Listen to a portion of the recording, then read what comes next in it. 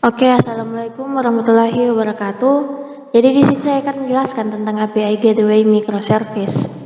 Sebelumnya perkenalkan nama saya Isnini Mutia, Stambuk F551-19048. Oke, jadi yang di sini pertama adalah RESTful API. Application Programming Interface atau API adalah sebuah teknologi untuk memfasilitasi pertukaran informasi atau data antara dua atau lebih aplikasi perangkat lunak. API adalah antarmuka virtual antara dua fungsi perangkat lunak yang saling bekerja sama.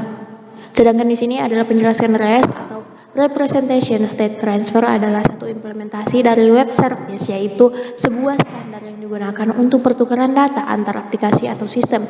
REST adalah suatu arsitektur metode komunikasi yang menggunakan protokol HTTP untuk pertukaran data, di mana tujuannya adalah untuk menjadikan REST API sebuah untuk implementasian. Oke, di sini ada gambar.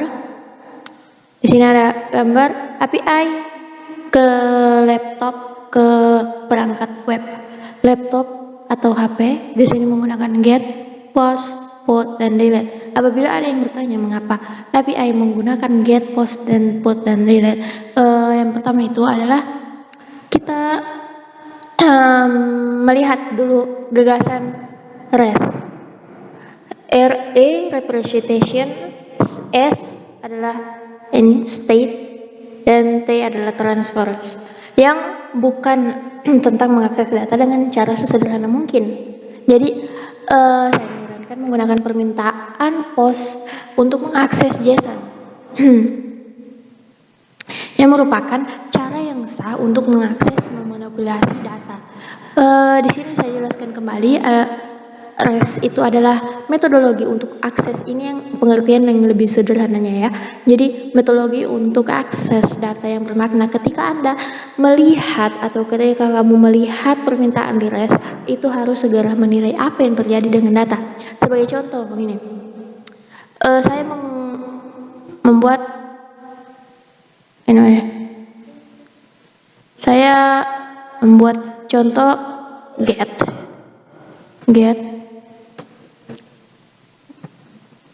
Charles make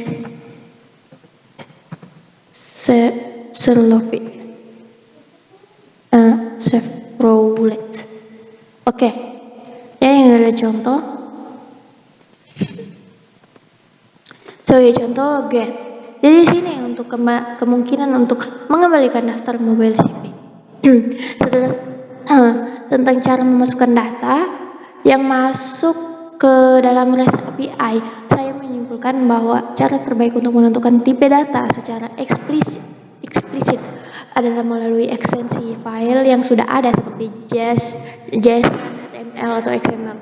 Jadi ekstensi file yang hilang akan default ke format apapun yang seperti JSON.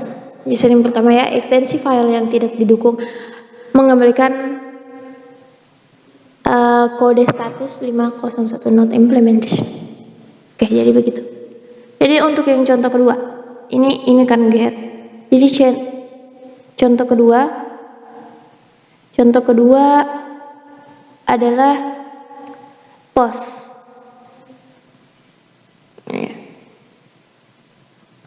Post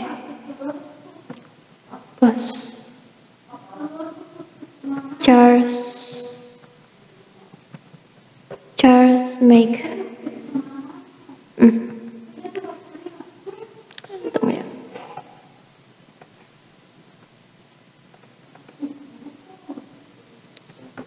Ini saya sambung saja ya.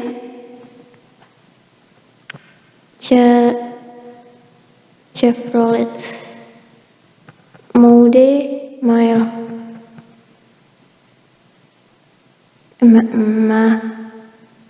Malibu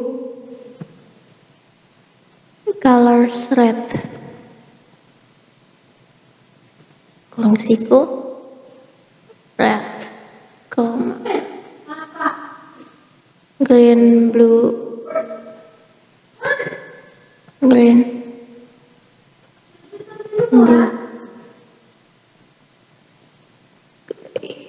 enggak apa-apa yang ini. oke, dan pengetahuan. Nah, jadi ini hapus saja yang pertama. Oke, jadi kemungkinan akan membuat mobil CV baru di DB dengan warna terkait ya. Jadi warna terkait ini adalah ini ya, yang saya contohkan. Jadi saya kemungkinan karena API REST tidak perlu berhubungan langsung dengan struktur database, ini hanya antar muka masking, sehingga data yang sebenarnya dilindungi anggap saja seperti access source atau mutators untuk struktur database. Sekarang contohnya kayak kita perlu beralih ke masalah idempotensi. Biasanya REST mengimplementasikan CRUD. CRUD itu adalah create, update, delete, yaitu create adalah post, read adalah get, update adalah put, delete adalah delete. Oke, melalui HTTP menggunakan get, put, pass, dan delete untuk permintaan. Jadi HTTP itu yang dipakai itu API HTTP menggunakan 4 komponen itu tersebut. Jadi implementasian REST yang sangat sederhana dapat menggunakan pemetaan CRUD seperti yang saya jelaskan tadi adalah create, update, delete. Dan ada masalah dengan implementasi apabila sudah ini tentang post. Jadi mungkin untuk pengertian apabila ada yang bertanya mengapa API menggunakan API HTTP menggunakan get, post, put, and delete, ya jadi itu karena memang permintaan dari HTTP menggunakan C. Oke, yang selanjutnya adalah saya jelaskan API Gateway Microservice. Di sini saya menjelaskan titik besarnya aja. Jadi URL design atau RESTful API diakses menggunakan protokol HTTP penamaan dan struktur URL yang konsisten akan menghasilkan API yang baik dan mudah untuk mengerti developers. Jadi kemudian ada HTTP verbs, ada HTTP response code bisa dibaca, dan format response. Jadi di sini HTTP verbs, jadi di sini sedang di request antaranya adalah get, post, dan put, and delete. Response code dibagi 3 kelompok. Oke, 2 kali respons kode bahwa berhasil, 4 kali respons bahwa request mengalami kesalahan, dan 5 kali respon bahwa mengalami kesalahan pada sesi server. Oke, format respons, setiap request yang dilakukan klien akan menerima data respons dari server respons tersebut, biasanya berupa data XML atau JSON.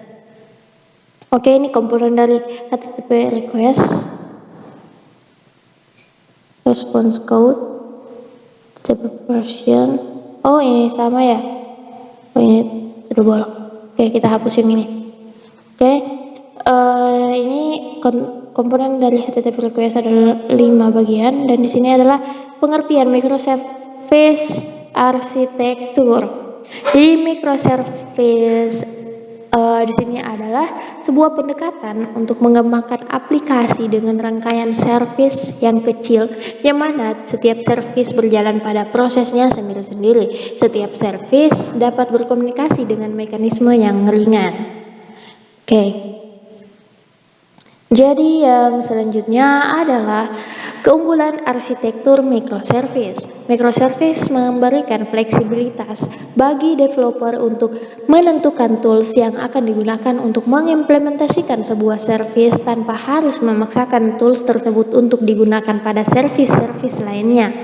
Hal ini sangat memungkinkan karena antara satu service dengan service lainnya tidak tightly couple atau digabungkan dengan erat, Jadi antara satu service di microservice dengan service lainnya umumnya dilakukan via messaging atau web service.